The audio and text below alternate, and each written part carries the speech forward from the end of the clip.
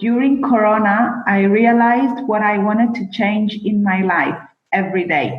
This period has helped me a lot to make good contract with myself. I have made some decisions to make when this situation passes. I have contact with all my friends and I feel free because I am organizing a good time in which we are not in isolation and nature has woken up. The air is different. There are also good things in this if one wants to look at them. Petros?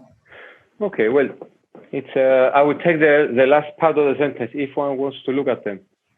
In every situation in our life, this is happening consciously for us, and we choose whatever is important consciously for us. For example, even with the burning of Rome by Nero, if you know the story, of course, people can concentrate on the killing of Christians or the destruction of Rome, but what you might not know is that he was the only way he could do it, so he could renew certain buildings in Rome. So even in that destruction, the city, the ancient Rome, acquired a few very beautiful buildings. So it's up to you where and how long you want to concentrate.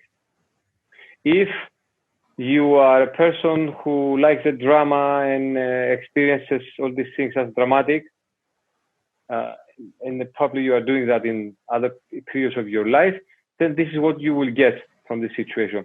If you see that that's an opportunity to catch up with your friends, you catch up with your friends.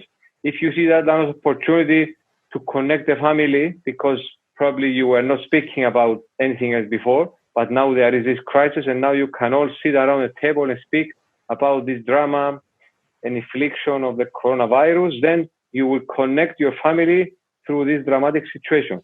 So whatever you want, this is what you will, this is what you will bring forth in your family and life. So I like I like the way this person deals with that, because he or she, they decided to have access to whatever good this situation brought. Maybe there was no time before to see friends and experience this chatting and maybe fun. And from what I understood, she or he will take this experience now and add it in their life. It became something holy, something sacred. Why? Because probably it brought some relaxation and rest on the body to spend some time with friends in the context of this person's life. So we can discover sacred things for us, like from the smallest things, like reading a book, cooking. I ask a lot of Cypriot guests, for example, and everybody's cooking now. Everybody, and probably the only thing that they cooked earlier was spaghetti for their kids. So I saw a lot of people now laughing, but it's nothing wrong with that. I mean, people and families and couples, they get together through this process of food. In cultures, that the idea of the fast food, it's very powerful. Then you've got the people being more isolated in their own house. Okay? If you have a big house, maybe someone is cleaning the upper floor and someone is sitting watching TV on the other floor. It's an isolation within your own house. So this return to very basic stuff like cooking, sharing a meal. I hear now women not reacting to cooking. I'm not saying that they have to cook, and men assisting as well. But it brought them together. They are actually have time to do these very simple things.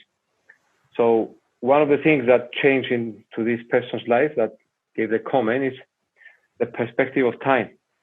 Now she will find time to add in her life things that they rest her or him. That's my comment.